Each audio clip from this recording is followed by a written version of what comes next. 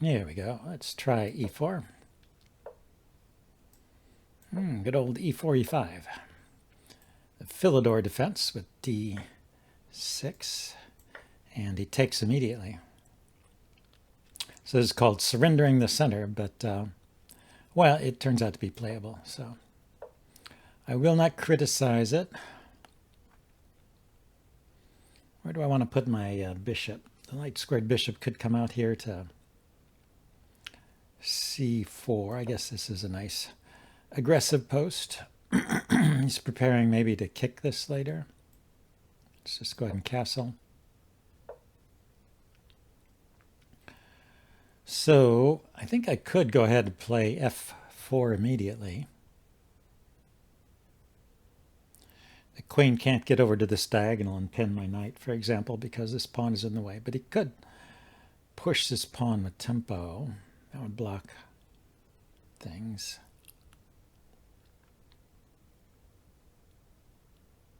Yeah, there's a certain danger here, isn't there? Like, pawn up, I move the knight, pawn up, I drop the bishop back here, and then the pawn comes forward again and the bishop is trapped. So I guess when the bishop gets kicked, it needs to drop back this way or come forward.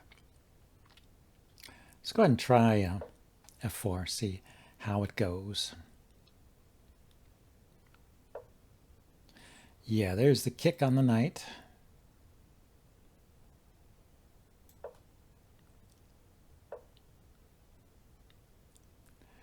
So let's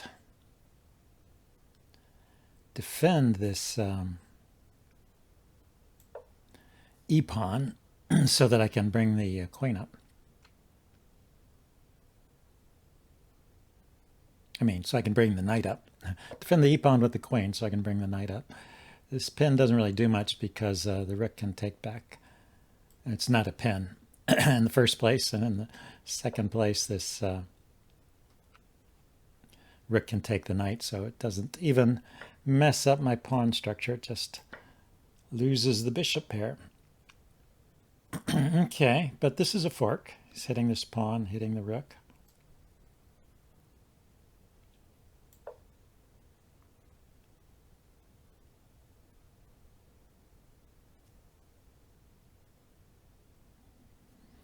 So I can take the bishop.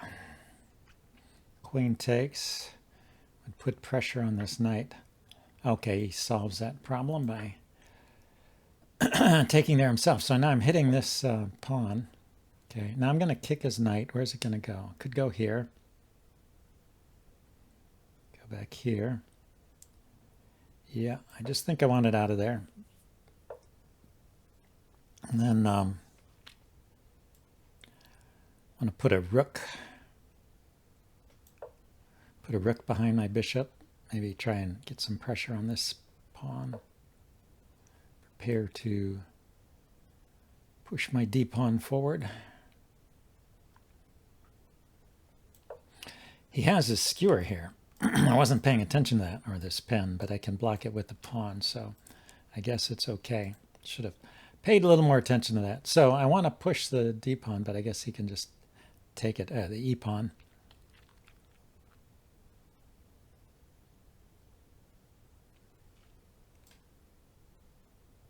Let's double my rooks. Now I'm threatening to take his knight and take there, so yeah, he defends. Let's bring the queen out here so I can maybe get some pressure on on e5 here. So if I take,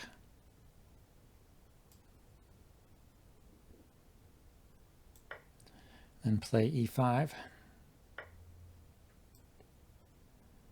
You can't take back because it's pinned. Okay, so I can do this, and there will be doubled pawns there. Okay, so let's step aside here.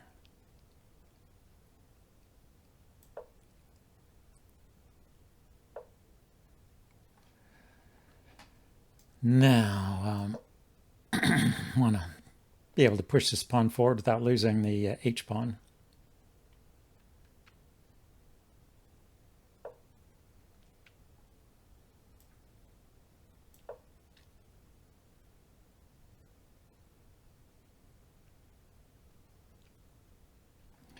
So rook takes. Yeah, he just steps out of the way anyway. He's not going to allow that.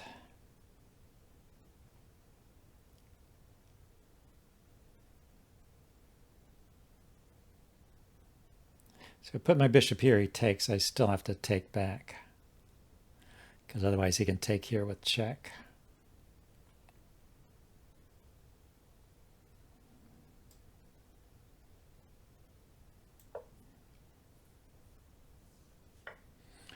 Yeah, he just wants to dissolve the...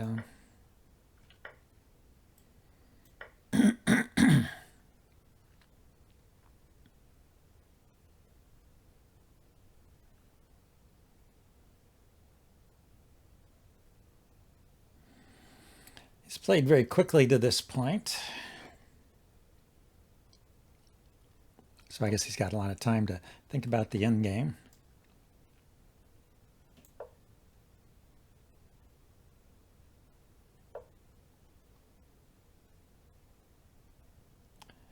Should I kick the queen first?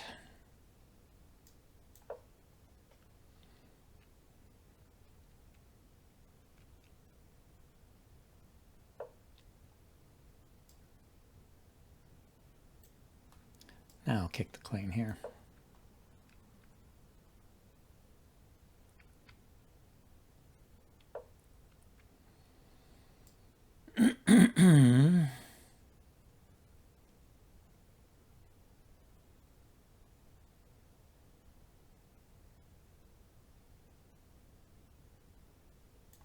I guess I want to support that pawn. Wasn't sure at first, but I guess he can just push this pawn. So we will end up with just a pretty dead position. So if I go here, I could check first.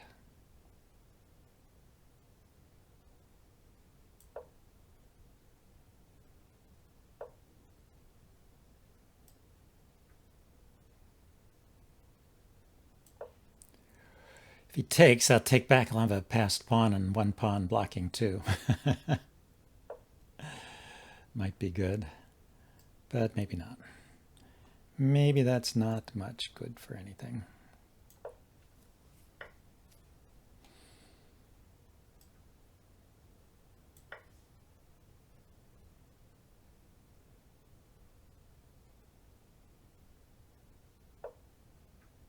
Okay, so I have to be careful here.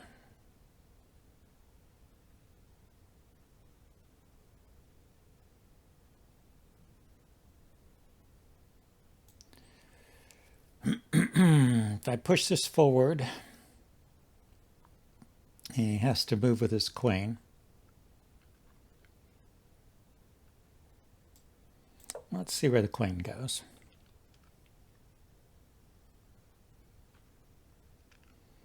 Queen probably needs to maintain contact with this pawn. Yeah, because otherwise I will take it.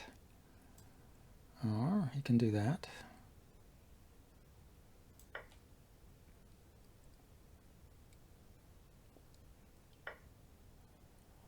I see. He's going to trade 2 pawns, huh? Let's see, bishop. Yeah, let's step aside here.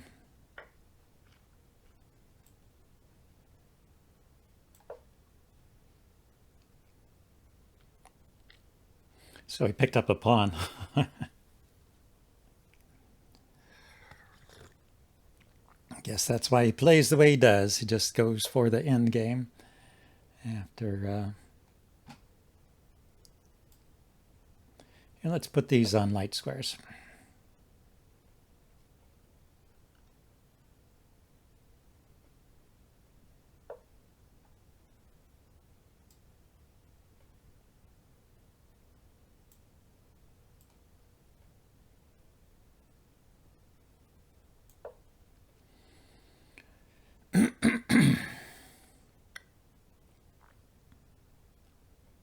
It's got the check here, but I can block with the queen and defend my bishop, or block with the bishop. And I think I will just kind of turtle up here, block with the bishop, push the pawn.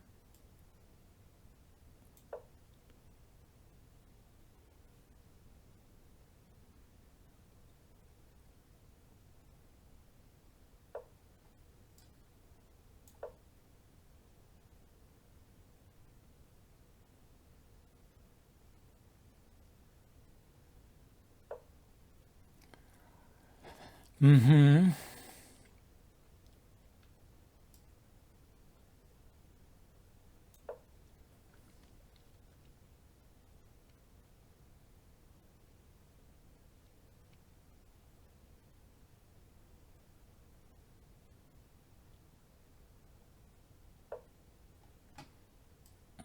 Okay. He doesn't want to give up this diagonal here, huh?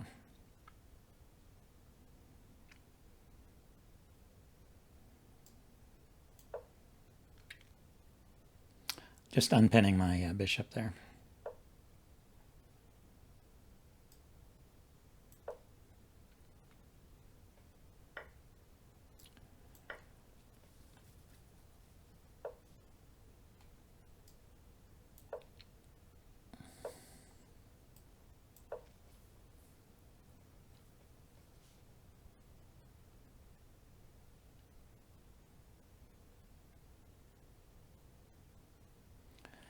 So this is the wrong colored bishop. So if he gets this pawn, if I get rid of these two pawns and leave him with this pawn, it's a draw.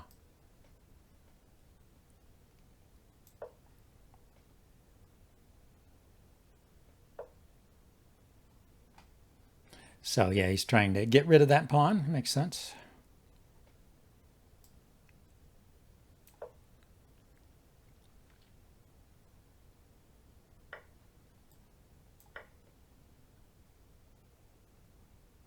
Well, let's see if he can win this endgame with the extra pawn.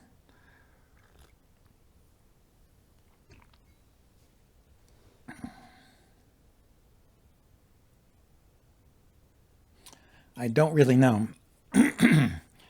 There's been a lot of work done on endgames. The bishop pair, same colored bishop, and one extra pawn. And there's various tricks that have been found.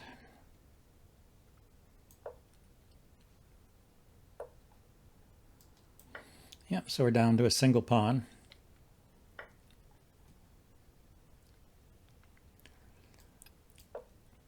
So I think the plan is just to move the bishop around. He can never get that pawn past my king, it seems to me.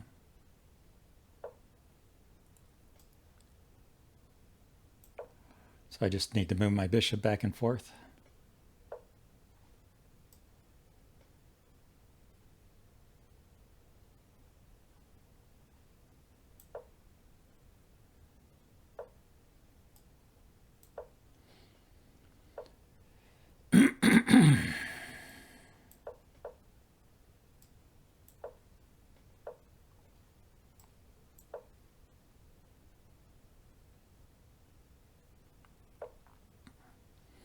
At some point, yeah, he may decide. I think my bishop has too much scope.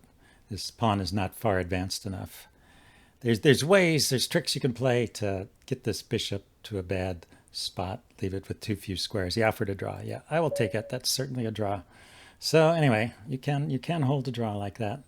Trick is to get your king on the same file as the remaining pawn on the opposite color square as the bishop, and to have enough room for your bishop to move around so he can't catch it in an awkward spot.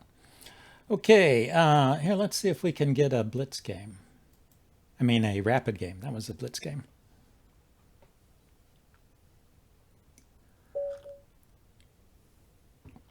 White again. Well, I did e4, so let's try d4.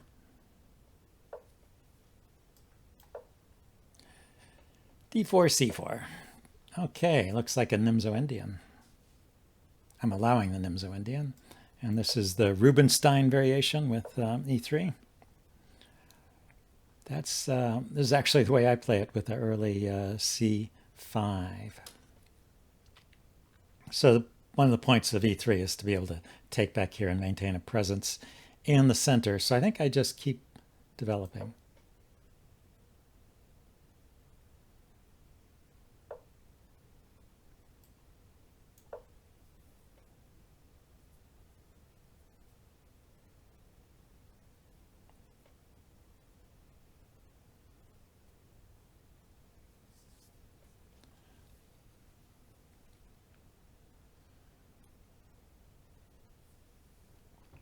Yeah, I'm going to castle next move, so I mean, one trick you always watch out for in these kinds of openings is knight to e4 here, putting pressure on the pinned knight, but the bishop is guarding that square. That's why I like this early bishop move. It's not that that's the end of the world. I mean, there are even lines where you sacrifice a pawn over here and still come out okay.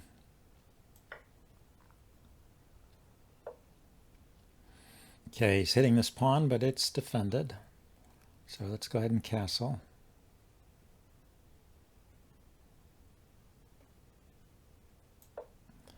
Now this knight is free to move, so this square is doubly protected.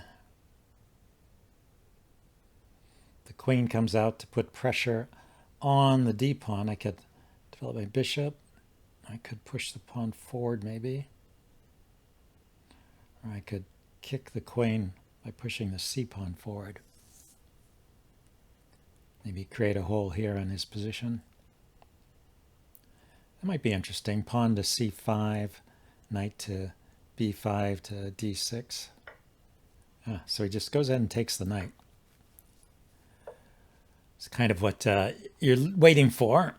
And he did it without me having to play a3. So I can go direct to a4 if I want to. Is that what I want? Yeah, I think I like pawn to a4, bishop a3.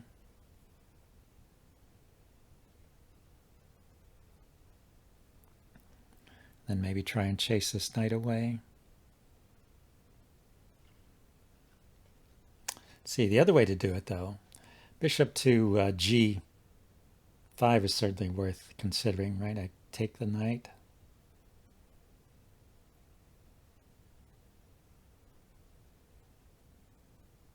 Well, I would have to get pressure on h2 first, but yeah, let's go ahead and develop it this way. See what comes of this. And bishop c7, queen d. Bishop c2, queen c3. Okay, so he doesn't want to allow that. He wants to go after the pawn, and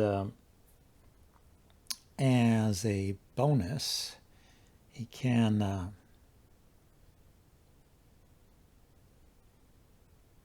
Move his knight here and attack the pawn, but this will defend the pawn. And if he trades, then I'm attacking his pinned knight with a pawn. Looks interesting.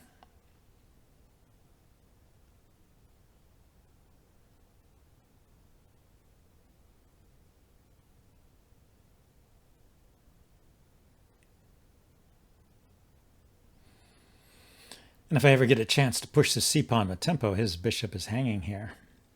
Okay, so he wants to undo this. So if I take, is he going to take with the queen, or is he going to take with he's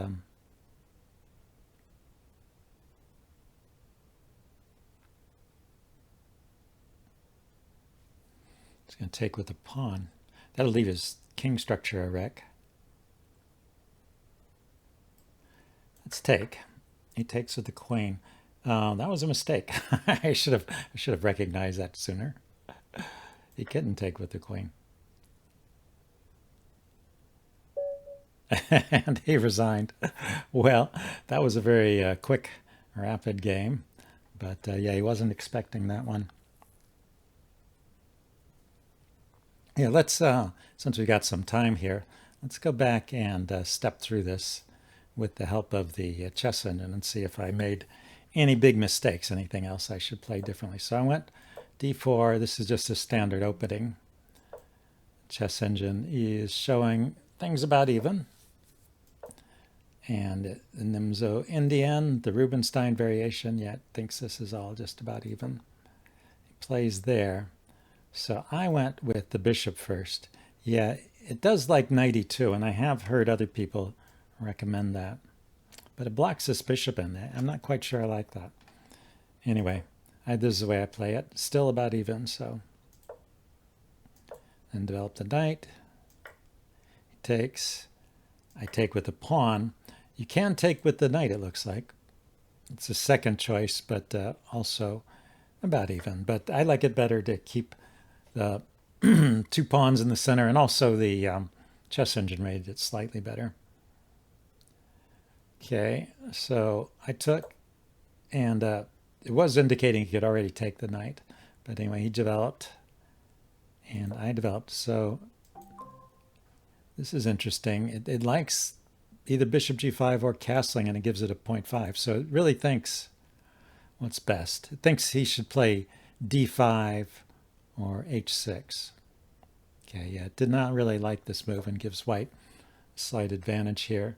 So likes castling. Then he takes. Now, is it recommending taking? It's one of the moves, one of the top 3 moves. Okay, but not the best. Best would be d5 again. Yeah, push in the center. Okay, I take. And then he played b. He played b3. Yeah, I didn't pay much attention to that, but it does slow my pawns down from coming forward and provides this line for his bishop, but also there's this strategy too of ganging up on the pawn here. But yeah, the computer does not like this. It prefers d5 again. Okay, so he pushes. It likes knight e5. Okay, I was wondering about this. It bishop g5. Okay, that was also one of the top moves. So knight e5 right away I could have played. And then knight e5 now is actually almost winning. Look at that, 1.7. That's pretty strong. 1.8. It usually indicates a winning advantage. So his bishop development there was bad. He should play h6, kick my bishop immediately, or play d5 again. Okay, so he goes there, I go there. Now what's his best response at this point? It is not, well, h6 is one of the better moves, so okay, go ahead and settle things with h6, or play knight e7, just run away. So after h6, did I play the right move? Yeah, I take. And then he needs to take with the pawn here. And then this is what I was wondering. Okay, so first I can give this check.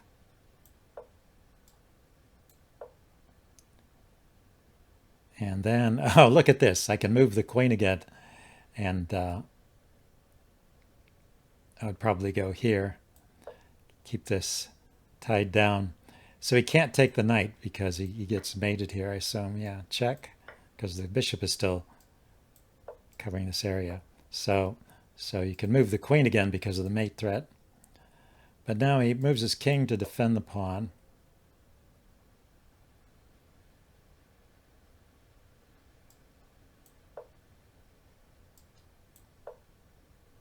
So I'm not going to repeat moves. So queen f4.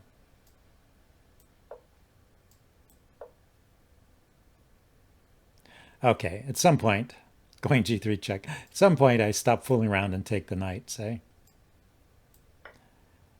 What's interesting is that material is even, but it's still giving me a +2 advantage. Okay, bring the rook to center. That's logical. I would do that. I guess it's all about his weakened king position. Blocks my bishop this way. Lift my rook.